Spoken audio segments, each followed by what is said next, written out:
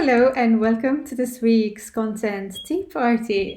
I'm laughing because I almost threw my tea off the desk as I was jumping up and down on my chair, which you're probably very used to by now. I tend to move a lot when I'm doing my lives. Right, so welcome to this week's content tea party.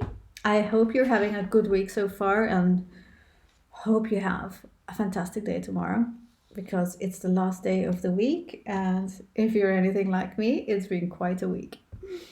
So, um, okay, so let's start off. Obligatory sip of tea. It is the content tea party after all. Chamomile tea party today because I'm a little bit too highly strung sometimes to drink anything stronger. But here we are. So we have something very interesting to share this week and also a very interesting question from Elizabeth. So the first thing I want to share with you is something I discovered by chance. I didn't see it in the news and I didn't actually see it in the Facebook blog, but it looks like Messenger is finally out for desktop. So this week I found a place which is just underneath here. Here you go, messenger.com/desktop, and there you can actually download a very small piece of software on your Mac or your PC, and you can see your messenger messages separately. Why is this great? Because if, like me, you spend time chatting to your clients or maybe to prospects on Facebook, then you don't need to actually have Facebook open, because Facebook is a big distraction when it comes to business and it can really take you off those tasks that really matter.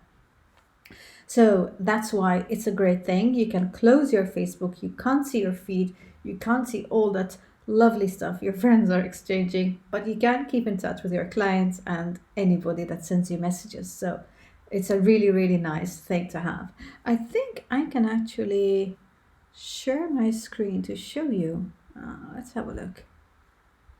Okay, yeah, I think, look, let me show you the page. So this is the page. As you can see, there are two options, App Store and Microsoft. So if you're a PC, you download Microsoft. And of course, if you're a Mac, you download the Mac version.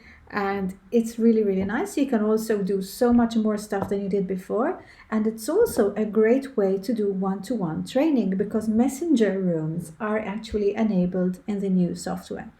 And it basically shows up with your icons for the software, and you can organize rooms and invite your clients to it. You can have sort of one-to-one training calls. It's really, really nice. I have not tried the calls yet and the training sessions on the local hardware, on my local computer, but I am guessing it's going to be a lot more reliable than the messenger within the whole Facebook structure, because now they're focusing on actually making the software better. So I will try that and I will let you know. So keep your eyes peeled for that. Okay, the next thing I have for you is a question that comes from Elizabeth. And here it is. So Elizabeth said, I'm confused on what topics to go into when blogging. What can I blog about? And admittedly, I know I actually deal with quite a lot of people who probably don't ask me this question because they feel that it's very basic. I'm going to answer it in a bit of an unusual way, but I am going to give you an answer. I'm not going to skirt the issue. I am going to give you a solution on how to make sure that you pick the right stuff for you. So the first thing is that before you even think of beginning to, pick your blog topics, you need to know three things. You need to know what your call to action is going to be. You need to know what you're selling. And you need to know, of course, who you're selling it to, because you need to know what their pain points are. So especially very important. Some people start blogging without really knowing what they want to sell and how they're going to sort of promote themselves. Very important to know those two things before. Okay, so here are the questions you need to ask yourself in order to find out the right topics for you. So the first thing is, like I just mentioned, what are you selling? Now, what are you selling can mean the very specific offer that you're selling. Okay, so you need to pick different topics for different products. So know what you're selling, So for each product, you should ideally have a different topic if your products are different. If your product is one product, but maybe the customer journey moves from one phase to the other, you might have, a different topic according to where the client is. So that's the first thing. What is the problem you resolve is probably the most important question. You need to go get under the skin of the people who are actually looking at your content. So what is the problem you're going to resolve? You need to look at this in terms of topic and then break it down into titles. So approaching the topic from different perspectives and also going in depth into the different elements. The next one would be, what is the benefit of what you sell? So I'll give you a bit of an example because this one might be a bit vague. So you obviously know the outcome of what you sell very well. You know how people, benefit from what you do. So let's say you're a transformational therapist and people, just feel, maybe they just feel better about their divorce after they have worked with you. So one thing you could do is have a look at, how they feel better. So what does it look like in their life? What are these benefits? Maybe they're not unhappy anymore. They have a better relationship with their kids. They have a better relationship with their ex-husband. They find it easier to move on. Maybe they start getting more of a social life. So what are the tangible benefits? What do they look like? And then go into sort of the reasons why people may want those benefits and how they can actually achieve them. Because what you're doing there is you're kind of visualizing the actual benefits for your audience, so they know where they want to go. Of course, the content of your blog post makes a big difference as well, so the way you approach that.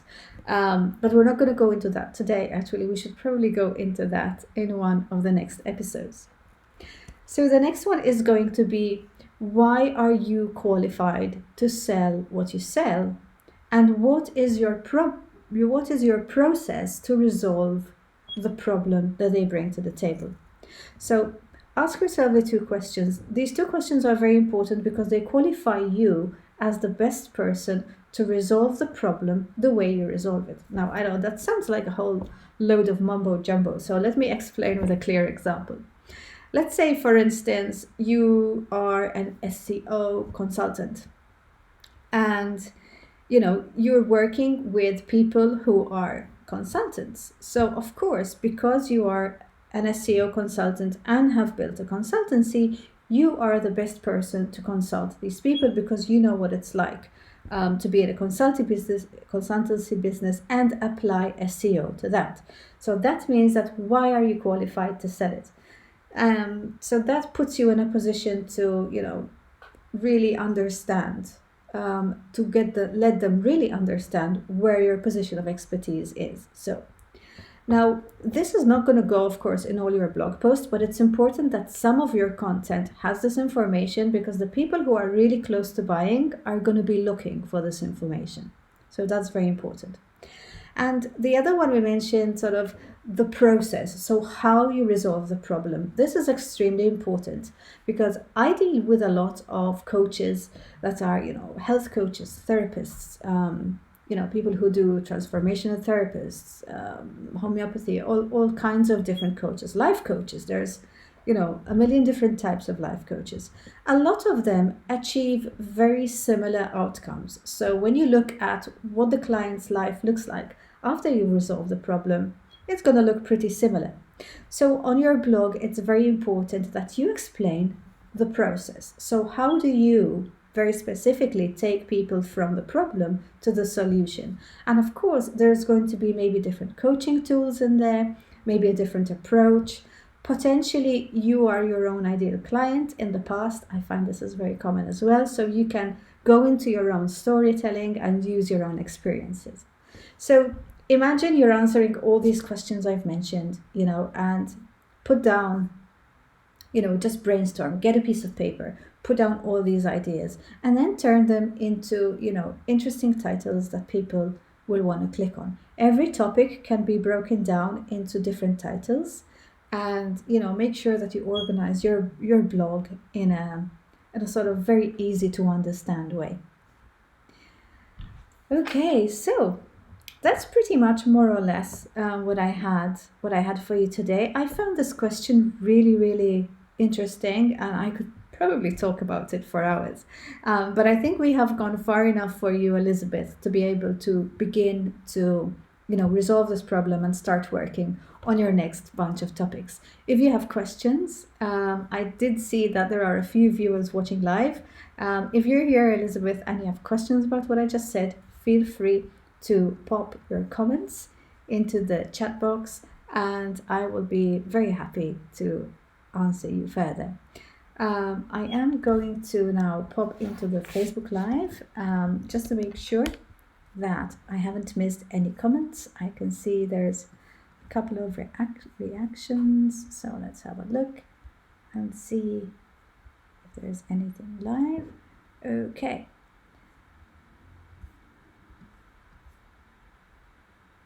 Okay, in the meantime, if you have questions, this is a good time to pop them underneath.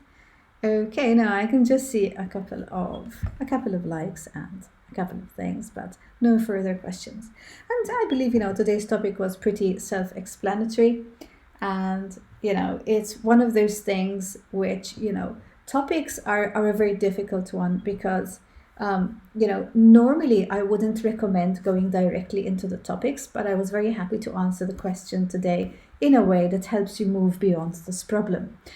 The way I would tackle this with a client or with someone doing my group program, I would actually tackle it in a way that, we would actually go into the offers. And, one thing I really go into a lot of depth with my clients is actually going very deep on the ideal client and going very deep on getting the right offer that matches the ideal client. Because once you do those two things together, then you can really be very effective with researching the keywords and the topics that you need to actually write about. And of course, you need to also connect the SEO to your blogging, because you want to make sure that your blogs rank in the long run. Blogs are hard work, they take time and they take effort, but they are an investment in your future traffic. So you should definitely not take it lightly, and you should, go a little bit deeper. If you're looking to actually go a little bit deeper in your strategy and, create maybe a strong strategy for 2021, I'm letting the cat out of the bag a little bit here, but I have opened the waiting list for my group program. So if you're interested in working with me, go to, I actually don't have the URL with me here. It's my.stephaniefitani.com/profitable content, but I will actually pop that underneath this video. And, if you have any questions about what we talked about today or what we talked about in the program, feel free to pop me a private message on my Facebook page, or else just, tag me underneath this video so that I can see your question. Right, thank you so much for joining me today, and I will see you again, same time, same place, next week. Bye-bye.